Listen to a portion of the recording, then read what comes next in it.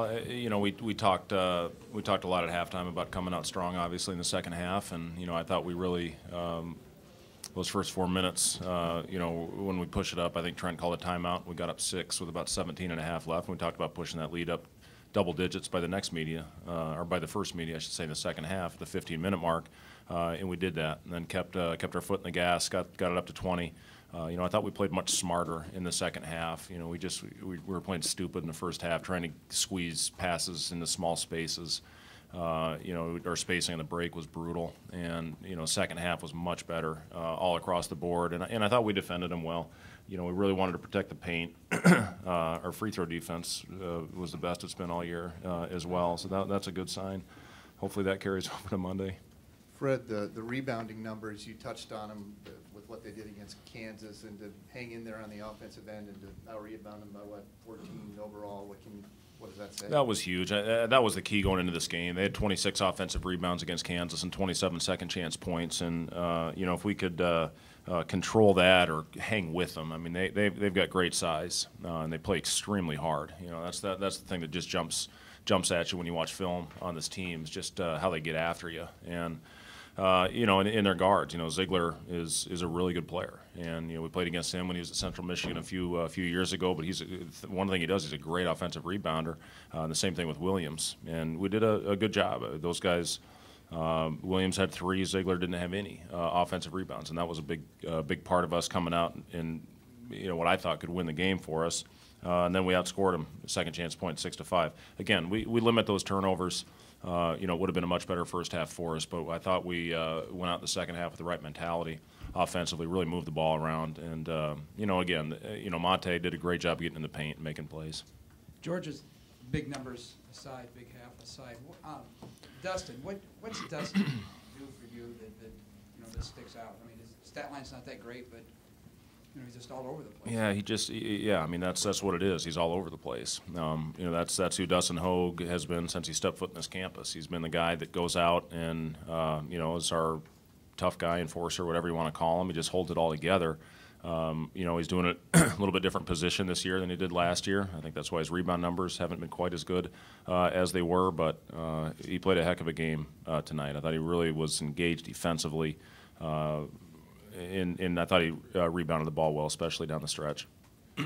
Coach, against Texas Tech, you guys shot 31 three-pointers. In the last 2 games, I believe you shot 5 or 6 fewer than that, but made twice as many.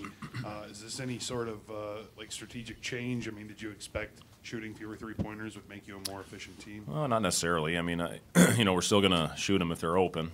We just took too many contested ones against Texas Tech, and a lot of that was a product of getting down so big, and we were trying to get it all back at once. And you can't do that. When we played through the post, we showed our guys film. When it hit the post hands, we got much better shots. And when we get the ball swung side to side, we're pretty effective as well. But again, I thought our guys did a really good job going out there and playing unselfish basketball. Again, I didn't think our turnovers were selfish in the first half. Our spacing just sucked.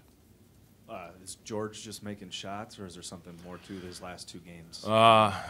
Boy, he made some tough ones tonight. I mean, spinning and right hand, left hand, hitting threes. He just he did it all tonight. 8 rebounds, 3 assists.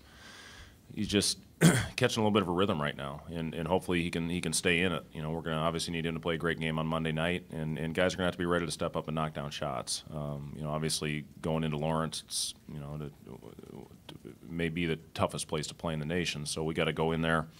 Everybody's got to be locked in here tomorrow, putting a game plan together, and hopefully going out and executing it. But obviously George will be a big part of that. 2 weeks in a row now, you guys have gone Saturday, Monday. Is that an extra strain? And do you think that's something Bill Self complained about coming here? Is that something that you have a problem with? Well, it is what it is. I mean, for us, it's great exposure to play on Big Monday.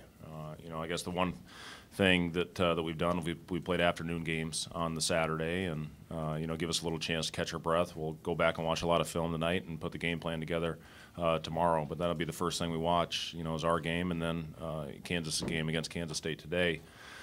So, it's part of the deal. I'll say what was nice is these last 3 days. That gave us a chance to really get back and have hard competitive practices. And it's tough to do that when you play Saturday, Tuesday, Saturday, Wednesday, because you have to take a day off, and then you have usually one day, and then you got to get back to toning it back a little bit with the 1 day before the game of prep. If that made sense. I rambled on. Sorry. Fred, after some white knuckle finishes, how was it to be able to sub late in the game, get some other guys in? I was still white knuckle. Did you see the end of the Texas game? Yeah. You know, it's. I look like Larry again. Yeah. It was good to see us extend. That's the biggest thing tonight, was extending it. You know, and being able to get some other guys in the game. You know, I thought Yorgos had a great take to the basket. So it's good to get those guys that work so hard in practice some game experience. But yeah, to answer your question, it was good to see. It's a great sign when you can finish a game like that. Given you've already beaten Kansas this year, and I guess just the personnel on your team, is this maybe one of the more confident groups you'll be bringing into that building? I hope so. We're going to need it. You know, it's so important to come out of the gate quick. If you don't, you're down 20 before you can even, you know, before you blink. I mean, it's such a tough place to play. I've experienced it as a player, and now, you know, going as my 5th time as a coach. But it's fun. You know, it's fun to go in there and experience it. You know, hopefully if we get there tomorrow with the weather, we'll go in and shoot a little bit the night before, and just get ourselves ready to go. But it's, you know, it's a heck of a challenge. But, you know, we're chasing them right now, so it's obviously an important game. Fred, with Bryce, 5 of 7 against Texas, 5 of 6, is he getting back to where he was, just very efficient, hitting that mid-range and playing within himself kind of thing? Yeah, no doubt about it, Rob. I love the way Bryce is going out and playing, and he's engaged defensively. You know, the biggest thing for him, you know, I got to get him out when he gets tired. And I did a poor job of that for a couple games. You know, and then I got pissed off at him. I didn't play him down the stretch. So I think I've been doing a better job managing his minutes, and, you know, in turn he's playing stronger, I think, down the stretch. But he's been really, really good in practice, and that's where it starts, is having good practices, and it's great to see it carry over into the games. Kansas is going to go on runs. You know that. I don't care how good a defense anybody plays. What do you tell your team when they, you know, to expect it, or? Yeah, I mean, you got to withstand them. You know, again, we can obviously use the Texas Tech game as an example of, if they do go on a run and get up double figures on you, can't try to get it all back at once. You have to play one possession at a time. You know, probably nowhere more important than at Kansas. You know, so that's going to be big. You know, sometimes it feels like they're running downhill and you're running uphill in that building. But, you know, we've been close a few times, and, you know, you try to take what you've done, what you haven't done, and put the right plan together and try and go out and execute it. And at the end of the game, hopefully it's good enough.